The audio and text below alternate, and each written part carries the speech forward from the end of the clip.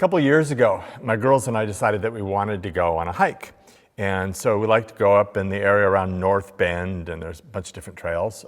So we picked one, and I plugged it into Google Maps and got the directions to go. And so it took us out 18 and up I-90, and it said that we needed to get off at Denny Creek. So that was great. We got off at Denny Creek, and then as soon as we got off on Denny Creek, it said turn left. So I turned left and went over the freeway, and it said, now get on I-90 south. And I'm like, well, that seems strange because I was just on I-90, I guess, east. And so got on that, and it said get off at U.S. Forest Service Road 9030, which is the next road down. So I thought, okay, well, maybe it's just, off one way that you can't get to the other way. And so I got off on the Forest Service Road, and it said turn left. So I turned left and went over the freeway, and it said go east on I-90 to Denny Creek Road. And I'm thinking, that's what I just did. But because I'm the trusting sort, I got back on the freeway and got off at Denny Creek again. And sure enough, as soon as I got off on Denny Creek, it said, turn left, go over the freeway, get back on I-90 going west. At this point, even I am bright enough to realize that Google Maps has no idea where I am and has no idea where I'm going. So it was time to try something else. And sure enough, it had just for some reason missed where we were supposed to be. We were close, but it required us to change our course and to look at things differently. And that's part of the story that I want to talk about today, is about how sometimes life requires a change of course for us. It might not be that we're traveling in a circle. It might just be that we realize that we need to go a different direction based on new information or Christmas and an encounter with God. So we're going to revisit the shepherds again this morning. We're going to look at Luke chapter 2, verse 15 and following. When the angels had left them and gone into heaven, the shepherds said to one another, let's go to Bethlehem and see this thing that's happened, which the Lord has told us about. So they hurried off and found Mary and Joseph and the baby who was lying in the manger. When they'd seen him, they spread the word concerning what had been told them about this child, and all who heard it were amazed at what the shepherds said to them. But Mary treasured up all these things and pondered them in her heart. The shepherds returned, glorifying and praising God for all the things they had heard and seen, which were just as they had been told. So here's another change of course. Everybody in this story, in the larger Christmas story, takes a detour. They all end up in Bethlehem. Nobody planned on being there, but their courses were changed by an interaction with the government, with a star, and with a host of angels. And it's kind of interesting to me that God worked through all of them. So maybe as we've discussed, God works through all sorts of ways. The issue is, are we paying attention? Do we see it? So we have all these people whose courses now have changed and they end up in Bethlehem. But what has to occur for that course to change? What gets Mary and Joseph to leave Nazareth to travel 90 miles to Bethlehem? What gets the Magi to travel 500 miles west to Bethlehem? What gets the shepherds to leave their sheep to go to Bethlehem? These are important questions, especially since sometimes my struggle is just to get off the couch. Why did they go to these lengths for this change of course to end up someplace that they never thought that they would be? Well, faith, obedience, those are good answers. They're probably the right answers. But I wonder if that's what comes second. Because I think what it starts out with is curiosity. I think at one point the Magi and Joseph and Mary and the shepherds had to go, could this be true? What if there really is a God? I mean, I think about how many people over the course of my life have said to me that they have prayed out of desperation, God, if you're real, show me. So I think it might begin with curiosity. And Mary's most famous line when the angel comes to her and tells her that she's going to have a baby is, how can this be? And I wonder if her, how can this be, is not, that can't happen. I wonder if it's, really? This could be a possibility? I think Mary responds with some curiosity. So the first stop on our Christmas trip is, do you suppose this is true? Can it be that God really loved us enough to not leave us up to our own devices? Is it possible that things are not spinning out of control, that things are actually being made new and better? And now that we begin to ask these questions, we've just put ourselves in the story. Maybe you haven't had an angel or a star appear to you, but has there been evidence that you've seen of changed lives, of answered prayer, of joy and hope that shows up unexpectedly, that has no other explanation save the reality of the presence of God with us? Can this be? So now, once we have some curiosity, it requires action. Verse 16, so they hurried off and found Mary and Joseph and the baby who was lying in the manger. They all took action. Mary and Joseph, the shepherds, the magi, they all say, let's go. I remember the very first sermon I ever preached, I quoted a philosopher who said, to know and not to act is not to know. And I still think that's rather profound, because if we say we know something but it doesn't change anything about us, how true is it that we actually know it? Because if we know something and we believe it's true, it generally is going to change us. So they have this encounter, they have this curiosity, they've heard about something, but now they have to decide what to do. And I wonder how often that happens to us. We say we know, we've heard, we've seen, but we don't necessarily act. We don't necessarily get up off the couch. We hear the stories, we see the evidence, but we never get around actually investigating or investing ourselves in it. And not too long ago, I was talking to somebody who was really going through a rough time, and they recognized that their faith wasn't where they needed it to be in order to see them through this period in their lives. And they said, I always believed I was just really busy with my career. And I wonder how often that happens. There's that kernel of belief when push comes to shove. We believe, we show up, we do the right things, but we never really know to the level that it affects the choices that we make on a daily basis. They change course to follow Jesus, and that course involves personal change. So the title of the sermon is kind of a play on that phrase, a change of course, a change, comma, of course. And what you do with the comma is really important. Commas can be very important. There's this story which is probably apocryphal, but it makes for a great illustration, so it doesn't really matter. But the story goes that some Russian czar had decided to send a prisoner to Siberia, and he wrote out, "Pardon impossible, to be sent to Siberia."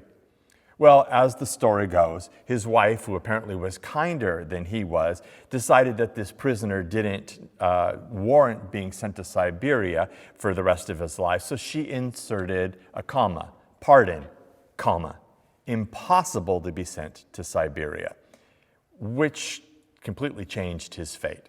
So commas are important. So we've got this, a change of course, which is what is required of us if we're going to investigate, if we're going to be curious, if we're going to find out what we've seen and what we've heard about Jesus is true. But when we encounter Jesus, a change, comma, comes over us. Of course, right?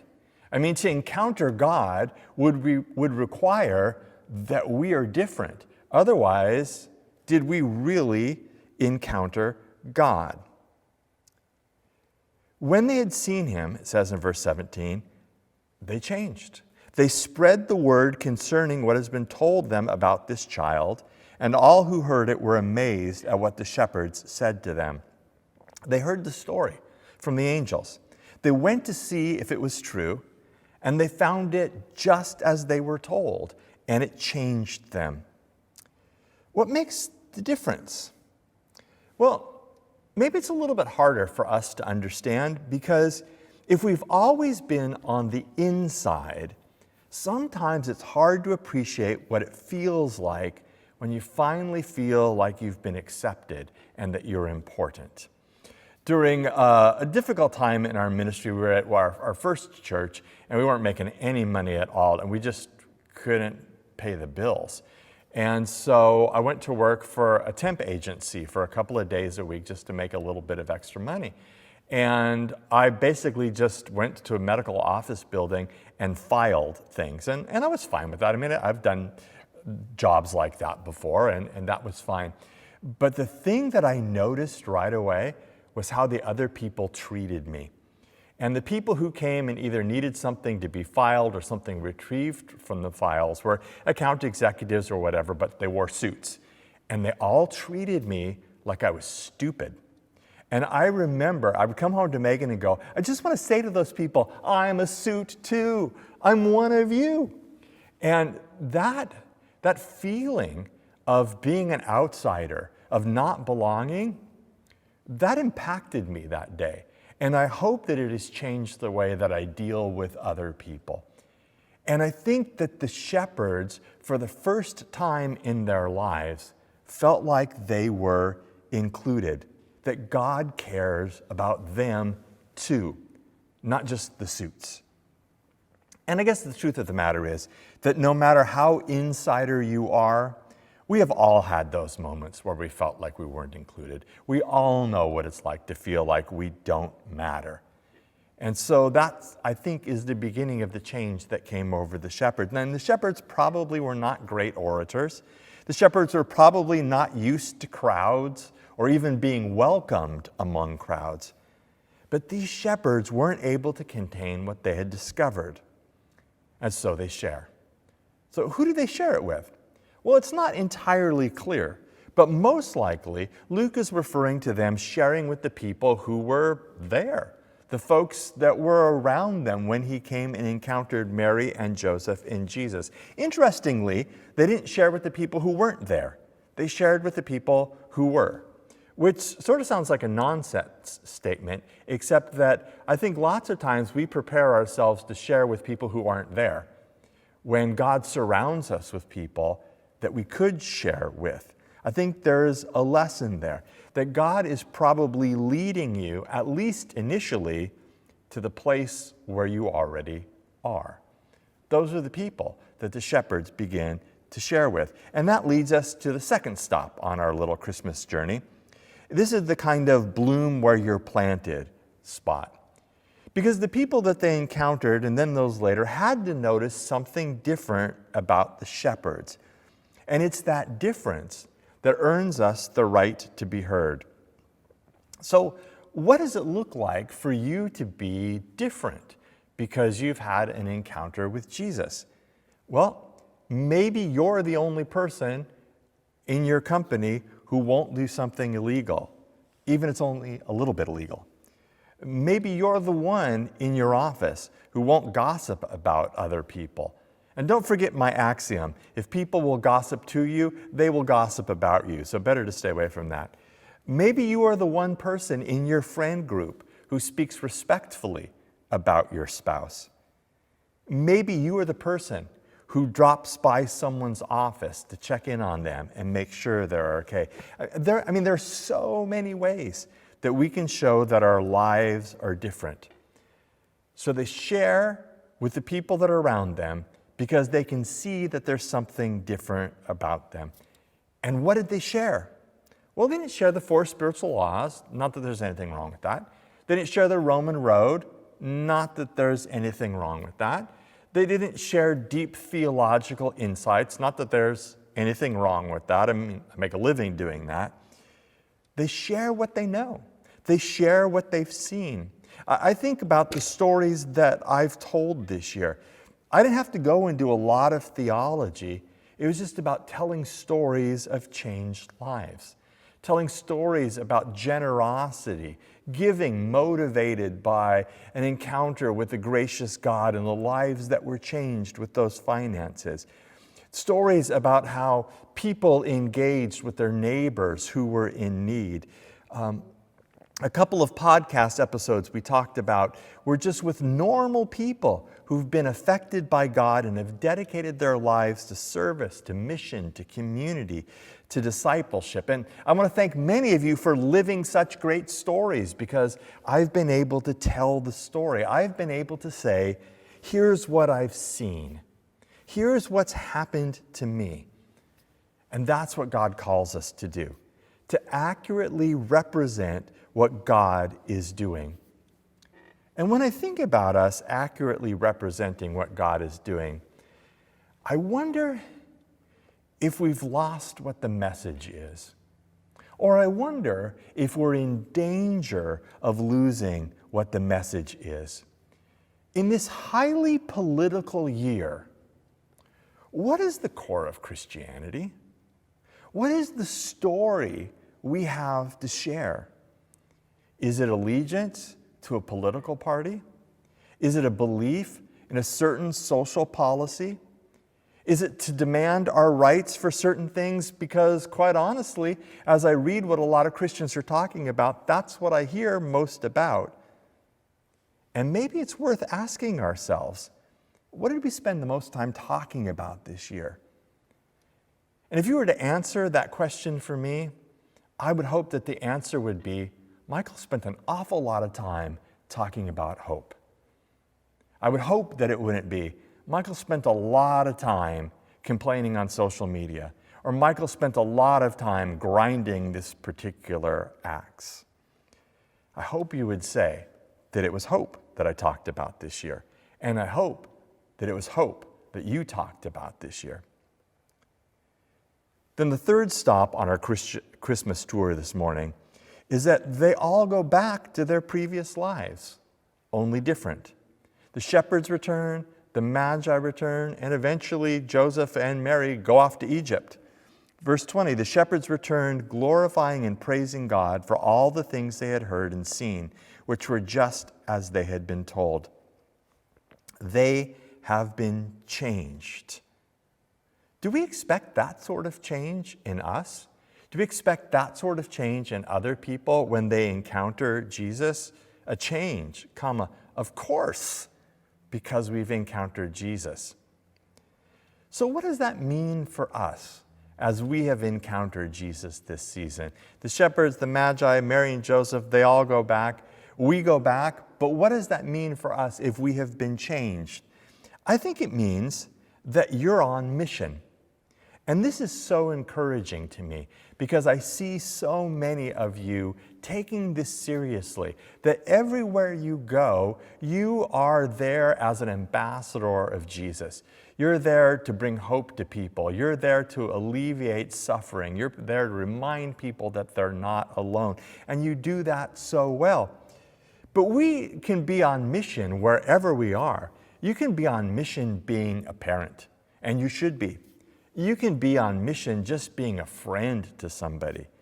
You can be on mission by being a good boss or by being a good employee. There's so many opportunities that we have, particularly if we see that every opportunity we have is a chance to push people to Jesus or to pull them away from Him. And I wonder if next year, if we were to go back over our actions, our posts, our tweets, our conversations of this year, will we have a sense that we helped push people toward Jesus, or we will be slightly embarrassed?